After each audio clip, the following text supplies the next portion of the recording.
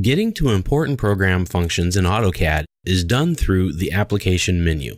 It's also known as the big red A. That's up here in the top left corner.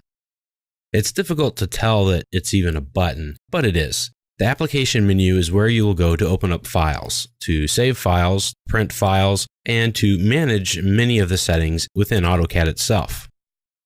So to use the application menu, just move your cursor up to the top left corner here into the big red A, and you'll see that little triangle. It points down. And we'll see this over and over again in AutoCAD. A lot of these objects here in the ribbon have a little triangle. When you see that, that means you can click there and it will open up a menu. So if we click on the application menu, it brings this up. And you'll see a lot of different things here in this window. Here we have the new, open, save, and save as options. These are fairly self-explanatory. If you want to start a new file, you will click New. If you want to open an existing file, click Open. If you want to save your drawing, or if you want to save as, save it as a different name. Now there are many ways to use your drawing. One way is to print it out, which we'll cover extensively in a later chapter.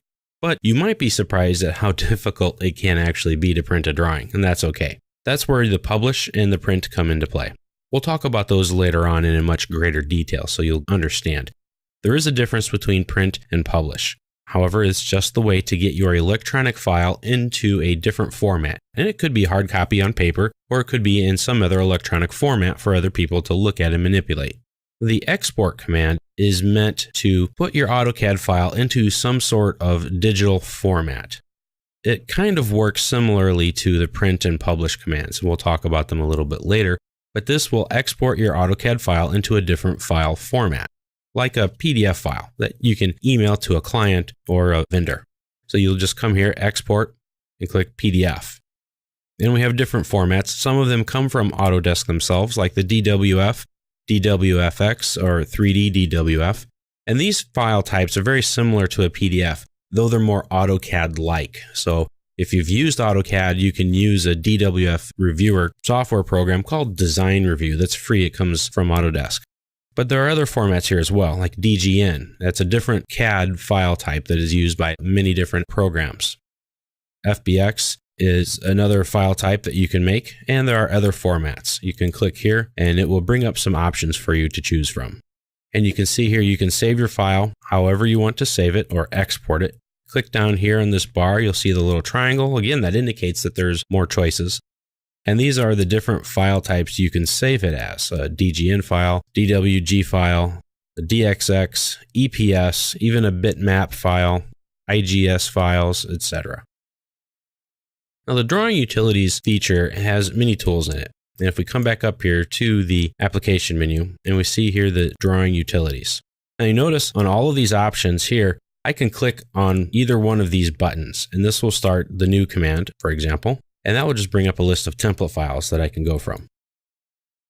But you'll also notice when I go up to the application menu and I can see this button here. When I hover over the new, it populates a list of new options. And same thing with open, it populates different open options. So I can open up some sample files online. I can open up a DGN file, a sheet set, or drawing from the cloud from our Autodesk 360 account, or just a regular AutoCAD drawing. Now this save doesn't have any options to it, but save as does, and we can save it as a lot of different file types. Here's the export button, which we already looked at. Publish and print, we're going to look at those later, but now Drawing Utilities. We have a lot of different options here. We can look at drawing properties. This will set and display different bits of information about our file. This is what you get. It's very similar to selecting the file in Windows Explorer. Now you can add all of this to it that you want. We go back to our Drawing Utilities. We see our list here is populated, and we have units. We can audit the file, which will help us look at the data that's in the file, and it will see if anything is corrupted or messed up. So a lot of times AutoCAD will crash on you. And when it does, it could mess up your file. So you'll want to run what's called an audit. AutoCAD will scan the file, say, hey, look, there are errors, and we're going to fix those for you. The status gives you the drawing status and modes, bits of information about your file that you might need to know. Purge will help clean it. The recover works similarly to an audit. Sometimes it just gets messed up, and so you can't open a file because it has been corrupted. That's rare, but it does happen. Then you want to run the recover option. And so you hit recover, and it will tell you to open up the file, and it will run an audit before it fully opens the drawing for you and fix errors. That comes in handy when you can't open the file because it has too many errors. Again, this is extremely rare, but if that is the case, then you may want to come here. So the recover and audit are similar, but you run the audit on a file you currently have open, and you run a recover on a file you can't open or don't have open. Here we have open the drawing recovery manager. And this is a manager where you can go and recover multiple files at one time instead of doing one at a time. And we have recover and recover with XREFs. When we reference a file to one of our other files, we'll talk about that part later on. It could have errors in it. Luckily though, that rarely happens. There are two icons near the top of the application menu. These two icons will list either all of the drawings that you have currently opened, which is this one here on the right. And if I select it, you'll see I only have the one drawing open, drawing number 1. So this is nice because it will give you a list of everything you have. If we click here, this will give you a list of drawings that you've had opened recently. And if you hover over them, it will give you a preview. So you get an idea of what they look like. This here will open up options. Now we're going to go into options here and there through the different lessons. And if I tell you to open up options, that's one way to get to it. Remember, one thing you're going to find out about AutoCAD is there are a million different ways to do the exact same thing. The way I prefer to go to options, though, is to just type in OP for options and press enter. And that will bring you up to a lot of different settings here that you have to control the way AutoCAD runs, to control the way it looks, and control how you interact with it. We're only going to tweak it a little bit here and there. Now, AutoCAD can do a lot of search for you right within the command line. And we'll talk about the command line later on. If you like to use the ribbon and you want to use it more often because you're more comfortable that way and you can't find a command, just go up to the application menu, and in this top bar right here, that's a flashing cursor, and it's there by default when you start the application menu. Well, there you can do a search for commands. So let's look for, say, data extract. You see here when I start typing in the commands, it's searching for it and it finds it. There's extract data and there's data extraction. You can see these three commands are really the exact same command. They're just found in different places. This one is found on the ribbon tab, insert. And then if you come down here, it says linking and extraction, extract data.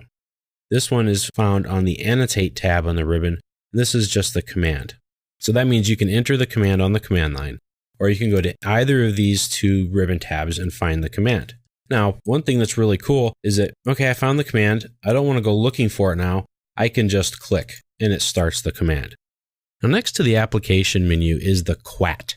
That stands for the Quick Access Toolbar. That's this guy right here. This is a very handy toolbar and one that has a lot of commands in it. This toolbar is meant to hold commands that you need frequently. There are some default commands that you can turn on or off in it, and it's easily customized. So here we have the new command, and a lot of these commands are also found right here in the application menu. You'll see it looks very similar, and the icons are even the same. This is the icon for new. This is the icon for open. It looks like a file folder that you're opening. The save command is to an old floppy disk, the save icon. Save as has a little pencil. This one is a printer, and so it prints. We have undo, and we have redo. And here we have our workspaces, and we'll talk about workspaces later on.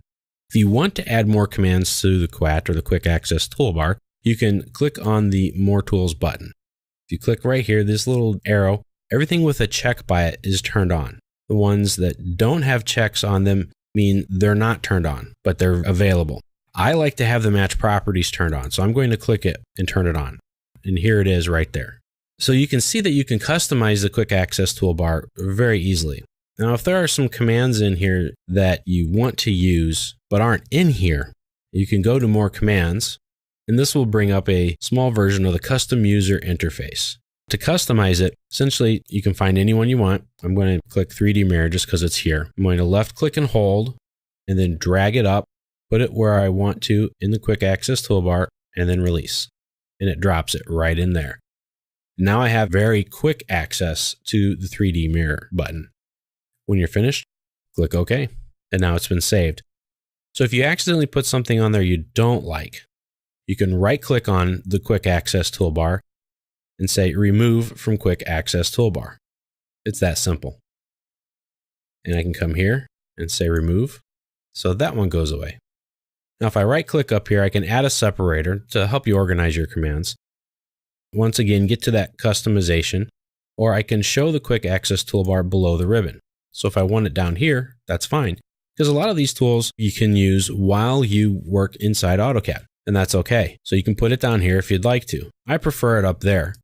Just right-click on it again, and then select the Show Quick Access toolbar above the ribbon. So that's the Quick Access toolbar in the application menu.